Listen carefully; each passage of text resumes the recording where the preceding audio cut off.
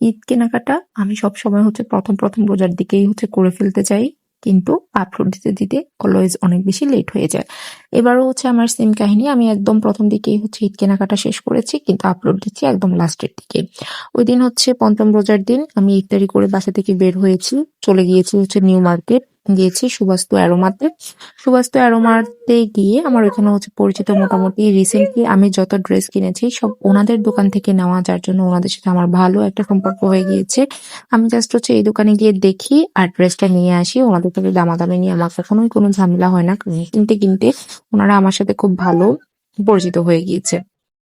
যার জন্য আমি এখানে গিয়ে ফার্স্ট হচ্ছে পাকিস্তানের ক্যাটালগের কিছু ড্রেস দেখছি, ভাবলাম এখান থেকেই হচ্ছে যে কোনো একটা নিয়ে নিব, কিন্তু দাম এত বেশি শুনতেছি, তারপর ভাবলাম যে আরো একটুখানি দেখি তারপর আবার আসবো। দেন হচ্ছে এখানে থেকে কিছু সুতির জামা নিচ্ছি, কারণ আমার জন্য শুধু কিনবো না, আমি হচ্ছে মোটামুটি সবার জন্য কিনবো। যার জন্য হচ্ছে আশেপাশে আরো কয়েকটা দোকান দেখে ঘুরে ফিরে এই ড্রেসগুলো হচ্ছে একটা একটা করে নিচ্ছি। বলে রাখা ভালো, আমি যে ড্রেসগুলো কিনেছি আমি ম্যাক্সিমাম সেগুলোর ভিডিওই করছি, কারণ আশেপাশে ড্রেস না নিয়ে ভিডিও করা আমার খুবই অপছন্দ এবং আমার কাছে এটা খুবই অকওয়ার্ড লাগে। যার জন্য আমি ম্যাক্সিমাম টাইমে হচ্ছে যে ড্রেসগুলো কিনি শুধুমাত্র সেগুলোর ভিডিও করি। যাই হোক, দেন হচ্ছে আমরা হচ্ছে সুবাস্তু অ্যারোমা লেভেল 2 তে চলে গিয়েছি, ওইখানে গিয়ে আরো কিছু হচ্ছে ড্রেস দেখছি যেগুলো আমাদের পছন্দ হচ্ছে সেগুলোই নিয়ে নিচ্ছি। আমরা গিয়েছি 3 জন, আমি, আমার হাজবেন্ড আর হচ্ছে আমার মেয়ে, যার জন্য হচ্ছে ঝামেলা খুবই কম। দেখা যায় অনেক সময় অনেক অনেক মানুষকে নিয়ে যখন মার্কেটে যাওয়া হয় তখন এক একজনের এক এক পছন্দ থাকে এবং অনেক বেশি ঝামেলা হয়ে যায়। তারপর এখান থেকে এই ড্রেসগুলো নিলাম, দেন হচ্ছে অন্য আরেকটা দোকানে আসলাম, এসে এই ড্রেসটা দেখছি।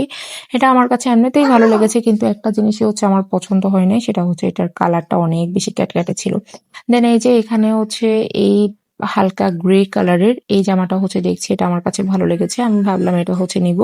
আগেই বলেছি সব ড্রেস কিন্তু আমার জন্য না, আমার সবার জন্য হচ্ছে, মানে আমার ফ্যামিলি মেম্বার সবার জন্য হচ্ছে আমি দেখে শুনে তারপর হচ্ছে কিন্তু ড্রেস নেই। যাই হোক, এই ড্রেসটা আমার কাছে কেন জানি ভালো লেগেছে, আমি জানি না, বিশেষ করে এটার কালার কম্বিনেশনটা ভালো ছিল, দ্যাটস ওয়াই আমি ভাবলাম যে এই ড্রেসটা নেওয়াই যায়। অনেকে হচ্ছে বলতে পারে হচ্ছে ড্রেসের কালারটা হচ্ছে একদম হচ্ছে ডিপ কালার, পছন্দ হয় নাই, কিন্তু যে পরবে তার জন্য হচ্ছে পারফেক্ট হবে, যার জন্য আমি এটা ভাবলাম যে এটা আমি নিবই। দেন এটা নিয়েছি এবং হচ্ছে দোকানদারকে বলেছি যে সুন্দর করে এটা যেন একটুখানি প্যাকেট করে দেয়, এরপর উনি হচ্ছে সুন্দর করে ভাঁজ করে প্যাকেট করে দিচ্ছে।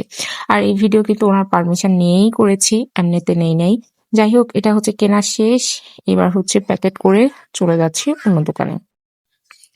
তারপর অন্যদিকে গিয়ে এখান থেকে আবার এটা একটা ড্রেস নিয়েছি, এবার হচ্ছে এই দোকান থেকে আমি হচ্ছে আরেকটা ড্রেস দেখছি যেগুলো হচ্ছে একটুখানি পাকিস্তানি মডেলের, কিন্তু আমার কাছে হচ্ছে পছন্দ হয় নাই দেখে আমরা এখান থেকে হচ্ছে নেমে যাচ্ছি।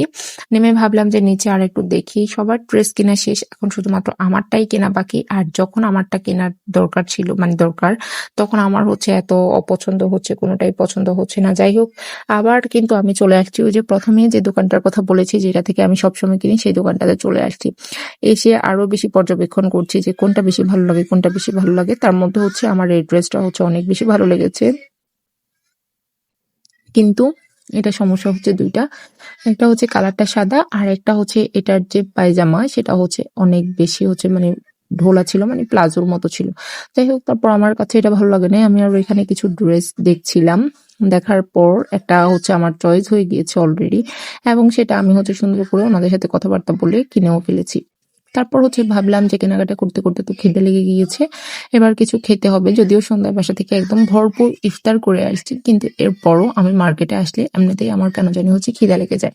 তারপর এখান থেকে আমি নিয়েছি পেপসি, আমার মেয়ে নিয়েছে হচ্ছে একটা মোজো, আর এইদিকে অর্ডার করেছি এই রেস্টুরেন্টে সবচেয়ে আমার পছন্দের যে জিনিস সেটা হচ্ছে চা।